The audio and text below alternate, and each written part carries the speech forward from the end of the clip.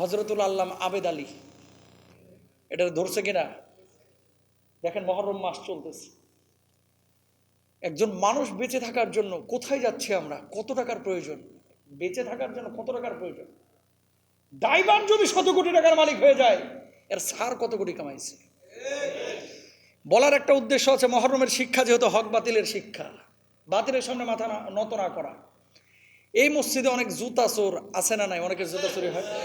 ওই আমার একজন ইউটিউবার ভাই কয়, হুজুর 6,500 টাকা দিয়ে জুতা কিনছিলাম ব্র্যান্ডের, নিয়ে সেখানে রাখছি, এও নিয়ে গেছে। কথা বুঝছেন তো? আমার কথা হচ্ছে, যেটা জুতা চুরি করতে আসছে এটা কিন্তু এখন টুপি লাগাই আইছে। ও আইছে কিন্তু টুপি লাগায়, ভাবসাব এরকম বড় মুসল্লি, বড় নামাজি, বড় মুত্তাকি, বড় পরেজগার, জুতা চুরি করার নিয়তে মুসল্লির ভান করেছে। আবেদ আলীর যতগুলো ছবি ফেসবুকে ভাইরাল হয়েছে, ছড়াইছে, দেখবেন, খেয়াল করেন। হ্যাঁ, নামাজের ছবিটা দিছে, স্টিয়ারিং এর সামনে নামাজ পড়তেছে এটা দিছে, সমুদ্র সৈকতে নামাজ পড়তেছে এটা দিছে, দান করতেছে এটা দিছে। বাপরে বাপ, নদীর ধারে দাঁড়ায় দাঁড়ায় তুষকের উপরে নামাজ পড়তেছে। কি আল্লাহওয়ালা, ওইদিকে যে হাত মারতেছে খালি হারামের উপরে। কথা বলেন ঠিক কিনা? ও মুসলমান, আপনাকে একটা কথা বলি, আপনি যত বড় মসজিদেরই মুসল্লি হন না কেন, সামনের কাতারে নামাজ পড়েন, যতবার হাজি হন না কেন, যতবার উমরাই করেন না কেন, আল্লাহর কসম করে বলছি, এরকম হারাম খাবেন, প্রশ্ন ফাঁস করবেন, সরকারি সম্পদ লুটপাট করবেন, দেশের সম্পদ লুটপাট করবেন, মানুষের হক নষ্ট করবেন, মানুষের সম্পদ চুরি করে খাবেন, আরেকজনের আই ঠেলে জমি দখল করবেন, আল্লাহর কসম 36 বার হজ করলে আল্লাহর জান্নাতে যাবেন না। এত সাত মনে করে যে আরাম তো খাইতেছি, ওই দিক দিয়ে নামাজ পড়ে আল্লাহর একটা বুঝ দিয়ে নেবো, তোমার চাইতে আল্লাহ কম বুঝে না। সুতরাং এই আবিদ আলীর মতো এক আবিদ আলী ধরা খেয়েছে বাংলার জমিনে, চিপা চাপাই লাখ লাখ আবিদ আলী পড়ে রয়েছে, যারা চুরি করতেছে, বাটপারি করতেছে, মানুষের হক নিয়ে খেলা করতেছে। বলার একটা উদ্দেশ্য আছে, মহরমের শিক্ষা কি? বাতিলের সামনে মাথা নত না করা। মহরমের শিক্ষা কি? হক পথ অবলম্বন করা। মহরমের শিক্ষা কি? হারামের সাথে না জড়ানো। মহরমের শিক্ষা কি? ধর্মীয় লিবাসে ভণ্ডামি না করা। সারা জীবন নামাজ পড়ে নাই, ভোট আইছে এখন নামাজ ছাড়ে না। সারা জীবন নামাজ পড়ে নাই, অসুস্থ হয়েছে এখন আল্লাহরে হাজিরা দিতেছে। ঠিক আছে, অসুস্থ হয়েছেন এখন আল্লাহরে হাজিরা দিচ্ছেন, ভালো কথা। সুস্থ হলেও যেন নামাজটা থাকে। কি শুরু হয়েছে?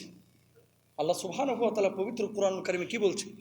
ইয়া আইয়ুহাল্লাযীনা আমানু লা তাকুলু আমওয়ালাকুম বাইনাকুম বিল বাতিল। হারাম খায়েন না, আপনি হারাম খায়েন না। এই কষ্ট নেন না। 200 কোটি টাকা আপনি রেখে গেলেন দুনিয়াতে, যাবেন কিন্তু 3টা কাফনের কাপড় নিয়ে। আপনার কি পকেট আছে কাফনের? এই টাকাগুলো খাবে কেডা? আপনার ছেলে খাবে কে? আপনার নাতি নাতনি খাবে কে? 4 পুরুষ পরে আপনি 200 কোটি রেখে গেছেন, এমন ব্যক্তি খাবে যে আপনার নামও জানে না। চ্যালেঞ্জ করলাম, এখানে আপনার দাদার বাপের বাপের বাপের নাম কেউ জানে না, হয়তো জানেননি। আপনার দাদার বাপের বাপের বাপের বাপের নাম যদি থাকে, 1 জন হাত তুলেন যে হুজুর আমি জানি। নাই। তার মানে কি? দেখেন গা, ওই লোকটা হয়তো বা এলাকার জমিদার ছিল, একসময় টাকা রেখে গেছে, ওই টাকা আজকে ভোগ করতেছেন, কিন্তু কার কষ্টে অর্জিত টাকা এটা আপনি জানেনও না। তা আপনি যে 1,500 কোটি টাকা রেখে যাচ্ছেন, কার জন্য? কার জন্য? আপনার ছেলে মেয়ে খাবে মুরগি, আর আপনি কবরে খাবেন বাঁশ। আপনার বউ মেকআপ করে আল্ট্রা মডার্ন হয়ে চলবে, আপনার মেয়ে কানাডায়, ফিনল্যান্ডে, ডেনমার্কে হেভি গর্জিয়াস লাইফ লিড করবে, ল্যাম্বরগিনি নিয়ে চলবে, আর কবরে আপনার নিচ দিয়ে বাস যাবে। কথা বলেন ঠিক কিনা? লাভটা হইল কি? ঘোড়ার ডিম কোনো লাভ নাই। তাহলে খাবো কি? হালাল, যতটুকু আল্লাহ তাআলা আমার জন্য রেখেছে রিজিকে। ও আপনি কাজ করলেও আসবে, আপনি ওর কাছে গেলেও আসবে, না গেলেও আসবে। যদি রিজিকে থাকে, মাইরা হইলেও আপনারা খাওয়াবে। কথা বলেন ঠিক কিনা? অনেক সময় হসপিটালে যাওয়ার পরে ডাক্তার কি বলে? এটা খাইতে পারবেন না, কিন্তু এটা খাইতে হবে। ভাল লাগে না, তিতা লাগে, তারপরেও খাইতে হবে। মানে কি জানেন? ওইটা আপনার রিজকে আছে। এখন যদি না খান, তো রিজিকটা তো আপনার পেটে ঢুকবে না। এর লেগে আল্লাহ ওই পিডান দিয়ে হইলেও খাওয়ায়। সুতরাং প্রিয় ভাইরা আমার, হারামের কাছে কেউ যায় না, আরাম নাই ভাই। নবীজি সাল্লাল্লাহু আলাইহি ওয়াসাল্লাম বলছেন, কিয়ামতের আগে আমার উম্মতের মধ্যে এক শ্রেণীর উম্মত বের হবে, যেই উম্মতগুলো ডান হাতে কামাবে, বাম হাতে কামাবে, আমিনাল হালালি আমিনাল হারাম, খেয়াল করবে না, বিচার বিশ্লেষণ করবে না যে এটা হালাল পথে উপার্জন করলাম নাকি হারাম পথে উপার্জন করলাম। প্রিয় ভাইরা আমার, হালাল পথে উপার্জন করেন, হালাল পথে উপার্জন করেন। প্রশ্ন ফাঁস করে ঘুষ নিয়ে আরেকজন অন্যায়ভাবে চাকরি দিয়ে চাকরি করে এই সমস্ত জিনিস উপার্জন করে কখনো ভালো থাকা যায় না। হারাম যেদিন থেকে অর্জন করবেন সেদিন থেকে সুখ শেষ হয়ে যাবে। খেয়াল করেন, এই যে প্রশ্নগুলো যারা ফাঁস করেছে, আপনার আমার সন্তানের, ভাইয়ের, বোনের, আত্মীয় স্বজনের হক নষ্ট করেছে। অনেক মেধাবী আছে যারা এই প্রশ্ন ফাঁসের কারণে চাকরি পায় না। কতটা গুনাহ করেছে? 1 নাম্বার, প্রশ্ন ফাঁস করে সে আরেকজনের মেধাবীর হক মেরেছে, এটা গুনাহ হলো। আর হকুল ইবাদের গুনাহ আল্লাহ মাফ করে? একদিন নামাজ পড়েন না, আল্লাহ চাইলে মাফ করবে। একটা রোজা করেন না, আল্লাহ চাইলে মাফ করবে।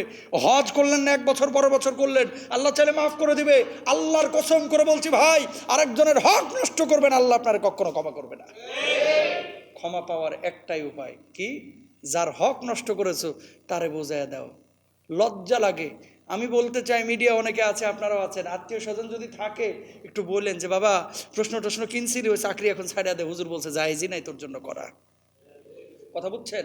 রিক্সা চালায় খা, তারপরেও এই প্রশ্ন ফাঁস করিয়া ঘুষ নিয়া আরেকজনের হক মেরা, এরকম কোনো অ্যাটিটিউড, এরকম কোনো আচরণ করিস না। প্রিয় ভাইরা আবার কখনো যাবেন না ওইদিকে, ওই পথে। ঘুষ দিব না, ঘুষ নিব না, হারামের ধারে কাছে যাব না। জোরে সোরে বলেন একবার ইনশাল্লাহ। তাহলে মুহররমের শিক্ষা কি? বাতিলের সামনে মাথা নত না করা।